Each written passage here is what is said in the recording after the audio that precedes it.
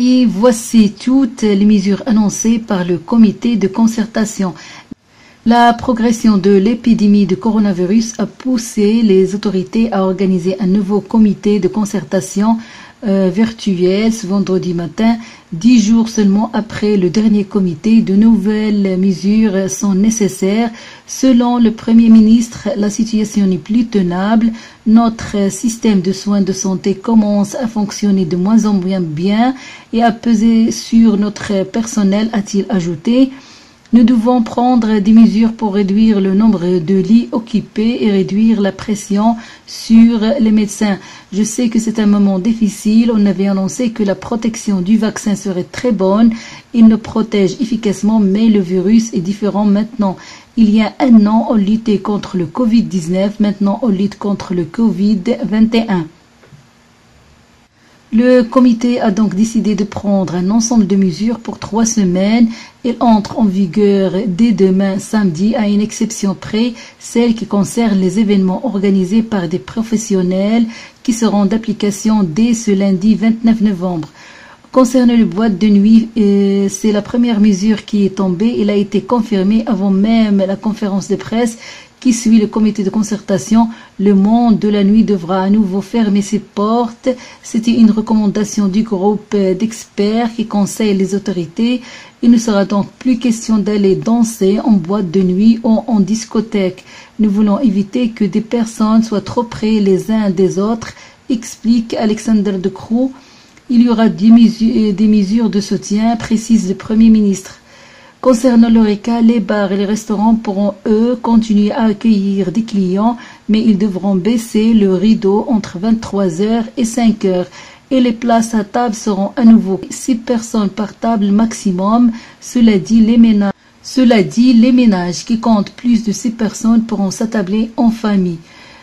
Concernant la sphère privée, les fêtes privées hors domicile seront interdites à l'exception des mariages et des funérailles. Pour le reste, le retour d'une bulle sociale n'est pas à l'ordre du jour, mais les Belges sont invités à mieux sécuriser leurs contacts dans la sphère privée, notamment avec les personnes vulnérables. Si vous invitez des personnes chez vous, précise le comité, passez un autotest et portez le masque et de manière générale ventilez les espaces intérieurs. Limitez vos contacts, dit le Premier ministre. Pour les événements publics en intérieur, seules les places assises sont autorisées, conformément à la règle du Covid Safety Kit assortie du port du masque. À l'extérieur, les organisateurs devront respecter les règles de distanciation sociale et le maintien d'une distance de 1,5 mètre entre chaque groupe.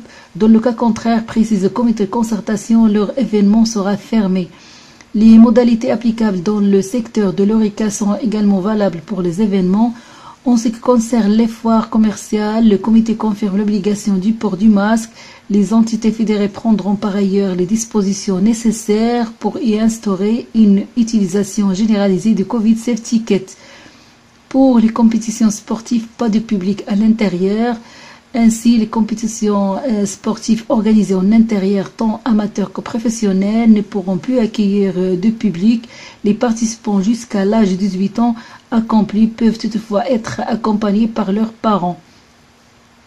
Pour le télétravail, il restera obligatoire 4 jours par semaine jusqu'au 19 décembre au lieu de 12 décembre. La période à partir de laquelle les travailleurs pourront retourner maximum 2 fois par semaine sur lieu de travail commence donc le 20 décembre. Concernant les écoles, le ministre de l'Enseignement se réunira ce week-end pour discuter de nouvelles mesures. Pour le ministre de la Santé, Frank van der Broek, il faudra intervenir rapidement et de manière stricte. Port du masque, ventilation et mesure de la qualité de l'air dans tous les locaux, séparation des groupes de classe. Le tracing et le dépistage devront aussi être améliorés. En ce qui concerne les activités extrascolaires, le ministre prévient qu'il ne faut pas arrêter les activités sportives en dehors de l'école, mais les ministres doivent réfléchir à ce qui peut être fait pour qu'il n'y ait pas de carrefour de contamination en dehors des écoles, et c'est le cas dans quantité d'activités pour les jeunes à l'intérieur. Pourra-t-on les maintenir. Si on ne veut pas que les écoles aillent dans le mur, il faudra ailleurs prendre des décisions très difficiles. Sans attendre la réunion avec les autres ministres, Caroline Désir, la ministre de l'Enseignement fondamental en Fédération Wallonie-Bruxelles, a annoncé de nouvelles mesures dans les écoles, dont les interdictions des fêtes, réunions avec 10 tiers. Toutes ces mesures resteront en vigueur jusqu'à 24 décembre. Les sorties avec nuitée seront, elles, interdites jusqu'au carnaval. Une circulaire sera publiée cet après-midi encore. Pour le testing, une nouvelle stratégie pour éviter le crash. Nous allons procéder à l'ouverture de centres de testing où les personnes pourront se rendre librement pour se faire tester, a annoncé le Premier ministre. Ce samedi matin, a ajouté Frank van der Broek, nous allons réfléchir à ce que nous pouvons faire pour ne pas avoir un crash de la stratégie de testing. Il faut donner une vraie priorité aux personnes qui ont des symptômes et éviter les délais trop longs. Pour la vaccination, les ministres de la Santé préparent un plan pour accélérer le temps de la vaccination. 1 250 000 personnes âgées ou vulnérables ont déjà reçu le booster, c'est-à-dire la 3e dose. Il faut encore avancer, dit le comité. C'est l'ensemble de la population qui doit recevoir au plus vite une dose de vaccination supplémentaire. L'objectif est qu'un maximum de personnes puissent être vaccinées avant Noël. Les citoyens devraient recevoir une dose de rappel de vaccin 4 mois après Johnson & Johnson et AstraZeneca et 6 mois s'ils ont fait le Pfizer et Moderna après leur dernière dose. La vaccination des enfants de 5 à 11 ans est également évoquée. Le Conseil supérieur de la santé et le comité consultatif de biotique sont invités à remettre leur avis dans les plus brefs délais en vue de l'éventuel lancement sur une base volontaire de la vaccination des enfants de 5 à 11 ans.